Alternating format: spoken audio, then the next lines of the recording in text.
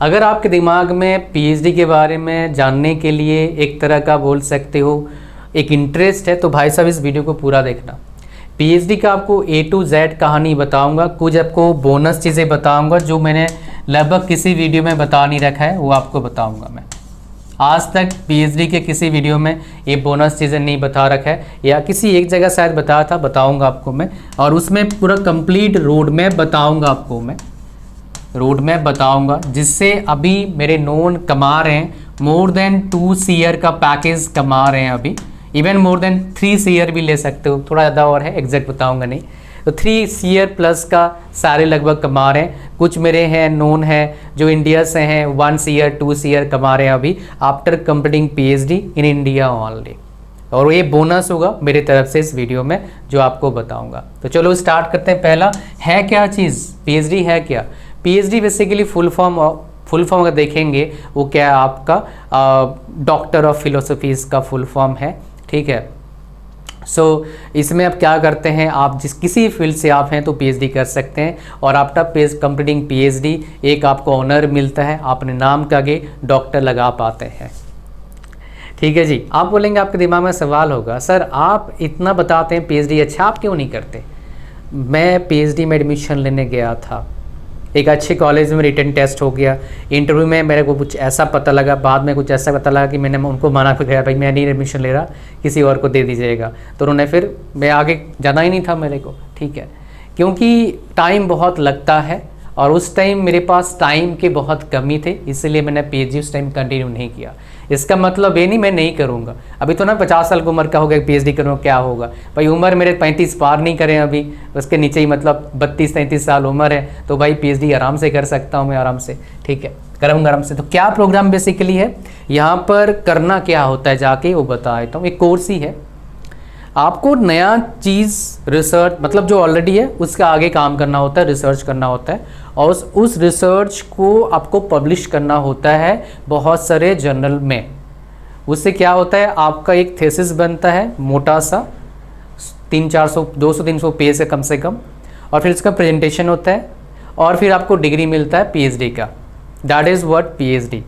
Time duration कितना लगता है आपका, देखो भाई मिनिमम 4 साल लगता है, मिनिमम 4 years है, बट अगर आप टॉप कॉलेज से पढ़ेंगे IIT NIT से तो वहाँ पर मिनिमम 5 साल लगता है इन जनरल, और कभी कभी 7 साल भी चला जाता है। तो ये 7 साल क्यों रहता है, यहाँ पर एक टिप्स ले लो, डिपेंड करता है भैया आप कितना काम कर रहे हो, कुछ को 10 साल बाद ही मिलता है, काम कैसे कर रहे हो आप, डिपेंड करता है उस चीज़ पर, गाइड कैसे आपको मदद कर रहे हैं, आपके पीयर में कौन कौन है, साथ में कौन पीएचडी कर रहे हैं, वो भी काफ़ी हद तक क्या होता है, डिपेंड करता है। आगे बात करते हैं जॉब अपॉर्चुनिटीज़ कहाँ पर है। इसका जॉब अपॉर्चुनिटीज़ मेनली टीचिंग में है, R&D में है, और एजुकेशन ऑर्गेनाइजेशन में आप जा सकते हैं, खुद का एजुकेशन इंस्टीट्यूट भी खोल सकते हो। आगे आप पोस्ट डॉक्टरल फेलोशिप भी कर सकते हैं, इंडिया से ही बाहर से भी, वो जॉब जैसा ही होता है, अच्छे सैलरी मिलता है, ठीक है। ये बेसिकली जॉब अपॉर्चुनिटीज़ आपका है। एडमिशन कैसे मिलेगा सर, अगर मेरे को मान लो IIT जाना है, NIT जाना है, तो कैसे एडमिशन मिलेगा। अगर टेक्निकल फील्ड से हैं तो आपके लिए सबसे बढ़िया है गेट। अगर आप नॉन टेक्निकल से हैं तो उनका खुद का एंट्रेंस एग्जाम भी होता है कॉलेजेस का, और UGC नेट से भी आपको मिलता है उसमें। टेक्निकल मतलब बीटेक वाले हैं तो गेट वाला, GATE BTech plus MTech GATE है तो हाई चांस है, और उसमें आपको स्कॉलरशिप कितना मिलेगा ये भी बता दूंगा स्कॉलरशिप का, बिकॉज मैंने यहाँ पर ये भी चीज़ आपको स्कॉलरशिप कितना मिलेगा ये भी आपको बता देता हूँ मैं। एक सेकेंड, कलर सेम ले लेते हैं, स्कॉलरशिप कितना मिलेगा, this is the also important, scholarship, ठीक है, यही बताएंगे आपको। सो एडमिशन अगर लेना है गेट से होगा, तो एडमिशन प्रोसेस में क्या होता है, एक टिप ले लो मेरे तरफ से, आप अगर एडमिशन किसी कॉलेज में लेना चाहते हैं, उस कॉलेज में गाइड कौन कौन है देख लीजिए, और किस गाइड के अंडर कितना जल्दी पीएचडी होता है ये बहुत ज़रूरी है जानना। ये जान के ही आप गाइड के नाम लिखना, किस गाइड के अंदर आपको पीएचडी करना है। After cracking written test, interview के पहले या इंटरव्यू के दौरान आपको ये मांगा जाता है, तो वहाँ पर लिखना उस गाइड का नाम जो आपको पसंद है। ये टिप्स को अप्लाई करना, फिर आपका जो बीटेक मतलब एमटेक के बाद पीएचडी करने जाएंगे तो काइंड ऑफ 5 साल में हो सकता है आपका एमटेक के बाद पीएचडी, 4 से 5 साल में हो जाएगा, 7 साल आपको रहना नहीं पड़ेगा, नहीं तो जाओगे जमाने में, आओगे बुढ़ापे में। और एक चीज़ मैं आपके साथ शेयर करना चाहता हूँ, और एक प्रोग्राम के बारे में। वो क्या है? DBA program, doctor of business administration. अगर आप अपने नाम का डॉक्टर लगाना चाहते हैं तो वो क्या है, काफ़ी स्मूथ प्रोसेस से हो सकता है वो प्रोग्राम। पहले उसके बारे में जानते हैं, फिर इस वीडियो का अपन क्या करेंगे, कंटिन्यू करेंगे। जैसे ही आप लिंक पर क्लिक करेंगे जो इस वीडियो के डिस्क्रिप्शन में है, वैसे ही आप अमेजिंग प्लेटफॉर्म पर आ जाएंगे। क्या है? कॉलेज विद्या। और इस वीडियो को बना रहा हूँ मैं इनके कोलैबोरेशन से। सो लिंक पर क्लिक करते फॉर्म आएगा, इसको भरना है, फिर आगे बढ़ना है। फिर इनका AI पावर सिस्टम आपके लिए बेस्ट कॉलेज का और यूनिवर्सिटीज़ का इंफॉर्मेशन देगा जो DBA यानी कि doctor of business administration program करवाती है। DBA प्रोग्राम जो है ना, आपका ये जो प्रोग्राम है आप पीछे देख पा रहे हैं, ये प्रोग्राम इंडिया में अवेलेबल नहीं है। बाहर के यूनिवर्सिटीज़ वाले ये प्रोग्राम ऑफर करते हैं। ये PhD जैसा ही होता है। आफ्टर कंप्लीटिंग द कोर्स आप अपने नाम के आगे डॉक्टर लगा पाएंगे। बट एक यहाँ पर आपको जानना बहुत ज़रूरी है, अगर आप किसी सरकारी जॉब में अप्लाई करना चाहते हैं जहाँ पर डॉक्टरेट डिग्री का रिक्वायरमेंट है, वहाँ पर DBA प्रोग्राम जो है एलिजिबल नहीं होता है। बट अगर आप किसी प्राइवेट जॉब में हैं, बिजनेस कर रहे हैं, अच्छे पोजीशन में हैं, आप अपने नाम का डॉक्टर लगाना चाहते हो, तो भाई ये अच्छा प्रोग्राम आपके लिए हो सकता है। ये कम्प्लीटली ऑनलाइन होगा, 3 साल का कोर्स होगा। आप घर से कर पाएंगे, जॉब करते करते, बिजनेस करते करते आप कर पाएंगे। अगर आप ग्रेजुएट हैं तो 3 से 5 साल प्लस का आपके पास एक्सपीरियंस होना मैंडेटरी है। अगर आपने मास्टर डिग्री कर रखा है तो कोई भी एक्सपीरियंस का रिक्वायरमेंट नहीं है। फीस भी आप EMI से पे कर सकते हैं। That's not all my dear. और एक इम्पोर्टेंट बात क्या है, स्पेशलाइजेशन। PhD में स्पेशलाइजेशन काफ़ी इंपॉर्टेंट रोल प्ले करता है और उसमें ये बेसिकली न्यू एज स्पेशलाइजेशन आपको ऑफ़र कर रहे हैं। मैं आपको दिखा देता हूँ जो स्पेशलाइजेशन आपको ऑफ़र कर रहे हैं। न्यू एज स्पेशलाइजेशन मतलब क्या है, ये इंपॉर्टेंट है आप सभी लोगों के लिए जानना। आप देखेंगे यहाँ पर अप्लाइड फाइनेंस है, AI है, जनरेटिव AI आपने सुना होगा, big data, business intelligence, corporate governance, data science, fintech, health care management. ये सब में आप क्या कर सकते हैं, बेसिकली आप DBA प्रोग्राम कर सकते हैं। आपका जो स्पेशलाइजेशन है आप अपने डिज़ायर के अकॉर्डिंग चूज कर पाएंगे। तो अगर आपको इंटरेस्ट है अपने नाम के आगे डॉक्टर लगाने का, एक ऑथोरिटी शो करने का, तो भाई साहब ये काफ़ी अच्छा ऑप्शन आपके लिए हो सकता है। लिंक इसका डिस्क्रिप्शन में, जाओ और अप्लाई करो। और अगर आप सरकारी जॉब के लिए अप्लाई करना चाहते हैं, भाई आपको PhD करना पड़ेगा।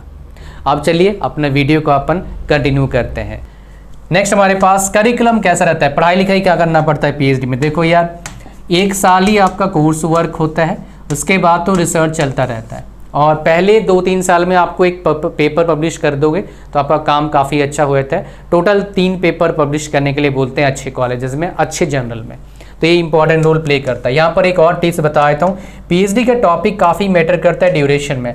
अगर आप थर्मल से हैं, फ्लूइड से हैं, बहुत आसान रहता है, प्रोडक्शन से भी काम बन जाएगा आपका। लेकिन अगर आप डिज़ाइन से हैं, बहुत डिफिकल्ट होता है पेपर पब्लिश करवा पाना, बिकॉज उसमें काम ही थोड़े से टेढ़े वाले होते हैं, इसीलिए ऐसा है। नेक्स्ट हमारे पास क्या आता है आपका, ईजी है या हार्ड है। भाई देखो, PhD स्टेट ऑफ माइंड है, डिफ़िकल्ट तो सब कुछ है। बीटेक थोड़ा आसान था, एमटेक थोड़ा आसान था, कभी सोचना। एमटेक फिर भी आसान है बीटेक कंप्लीट। बीटेक कितना टफ कोर्स है, आप कर लिए होंगे मोस्ट प्रोबेबली, या करने वाले हो। जितने वीडियोस देखते हैं PhD के साथ तो हिसाब से वो कर लिए होते हैं, तो उससे डिफ़िकल्ट तो नहीं होगा। बस इतना है, इसमें प्रॉब्लम होता है टाइम ड्यूरेशन का। तो जब PhD करने जा रहे हो तो सोच समझ के जाना, और अगर PhD करना ही आपको जल्दी कर लेना, टाइम मत लगाना। बहुत सारे लोग क्या करते हैं, देखूंगा करूंगा ना, भाई जल्दी कर लो, काम निपटा लो, बढ़िया रहेगा। नेक्स्ट हमारे पास क्या आता है, फीस कितना लगता है PhD में। देखो IIT में NIT में पढ़ो तो साल का लगभग लगा लो, फीस लगेगा 80 से 1 लाख, फीस खाना पीना सब मिला के। स्कॉलरशिप कितना मिलेगा उसके बारे में बात करेंगे, ठीक है। स्कॉलरशिप आपका मिलता है किस चीज़ में, स्कॉलरशिप टोटल आपको मिल जाएगा, लगा लो स्टार्टिंग मिलेगा 38,000 रुपया मिलेगा आपको स्कॉलरशिप, 1838 के मिलेगा। लेकिन उसमें डिफरेंट कैटेगरी है। उसमें एक PMRF करके आया हुआ है, RF2 है, इसमें आपको स्कॉलरशिप मिलता है। पहले के 2 साल में लगभग आपको स्कॉलरशिप मिलेगा 70,000 के आसपास, फिर 75,000 नेक्स्ट 2 ईयर्स, फिर नेक्स्ट 2 ईयर्स 80,000 तक का स्कॉलरशिप आपको मिल जाएगा। तो काफ़ी पॉजिटिव बेसिकली इम्पैक्ट है मतलब स्कॉलरशिप का। बट इसमें सबका सिलेक्शन नहीं होता है, पूरे इंडिया में एक साल में सिर्फ 2500 लोगों का सिलेक्शन होता है। बाकी जनरली 30,000 तो फिक्स है, आपको मिलेगा ही मिलेगा per month scholarship while doing PhD। ठीक, काम भी कुछ करना पड़ता है। सैलरी कितना मिलता है सर बताओ? सैलरी देखो PhD के बाद 1 लाख प्लस सैलरी मिलता है टीचिंग में, और कहीं कहीं 1.5 लाख भी मिल सकता है। इंजन लैसे होता है। अगर R&D में जाएंगे तो लगभग 16 से लेके 20 लाख तक का आपका CTC लगता है अगर किसी कंपनी में हो जाता है। तो कितने % बच्चों का R&D में होता है? टॉप कॉलेज से जा रहे हैं तो चांस है 30% तक का आपके जॉब लगना R&D में। तो बेस्ट ऑप्शन क्या है भाई? बेस्ट ऑप्शन आपको बताऊंगा यहाँ पर। बेस्ट ऑप्शन आता है जो रोड मैप है बेसिकली 3 ईयर प्लस का, तो ये बोनस है। तो जिनको मिला है उन्होंने क्या करते हैं, ये बेसिकली PhD करते हैं टॉप IIT से। टॉप IIT से PhD एडमिशन ले लिया।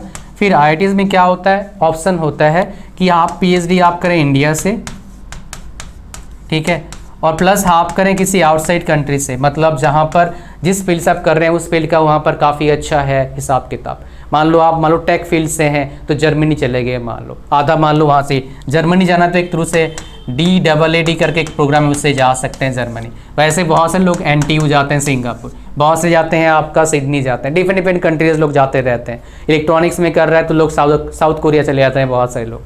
तो आधा PhD वहाँ से आपने कर लिया। अब PhD खत्म हो गया आपका, अब क्या करना है, आप आउटसाइड इंडिया देखो post doctorate fellowship, post doc fellow देखो। आप इंडिया में भी होता है IITs में, लेकिन बाहर से करोगे टॉप 20 टॉप 30 की US रैंकिंग कॉलेज से, तो भाई साहब आपका जो इसका बेनिफिट काफ़ी अच्छा मिलता है। वहाँ से 2 से 3 साल बिताओ, बस 2 to 3 ईयर्स बिता दीजिए, है ना।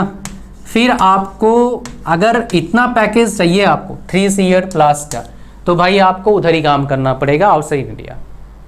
अगर आपको इंडिया में 2 लाख 2.5 लाख 3 लाख तक का पैकेज चाहिए तो इंडस्ट्री जाना पड़ेगा, पर मंथ की बात कर रहा हूँ। और अगर आपको IIT में पढ़ाने तो after post doc fellowship from outside 2 to 3 years, तो आपके पास काफ़ी अच्छा अपॉर्चुनिटी बन जाता है क्या करने का, आपका इंडिया में टीचर बनने का IITs में NITs में। तो दोनों है आपके पास है, इंडिया वापस आओ या बाहर जाके इतना 2-3 करोड़ का पैकेज लो, आप पर है। और ये जो आपका मेरे नोन जो कमाते हैं 2 crore plus 3 crore plus, India में नहीं है भाई, US में है ना। और वो आज नहीं भाई, काफ़ी साल एक्सपीरियंस है, 10 साल 12 साल 15 साल एक्सपीरियंस के बाद ये पैकेज मिलता है।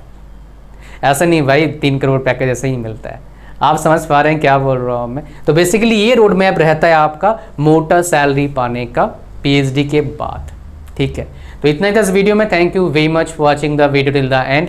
लाइक कर देना वीडियो को, चैनल पर नहीं हो सब्सक्राइब करना, और कॉलेज विद्या का लिंक इस वीडियो को डिस्क्रिप्शन में है, जाओ चेकआउट करिए। अगर आपको अपने नाम के लिए डॉक्टर लगाना है तो DBA प्रोग्राम आपके लिए अच्छा हो सकता है, लिंक डिस्क्रिप्शन में। वीडियो को लाइक कर देना, चैनल पर नहीं हो जरूर सब्सक्राइब करना।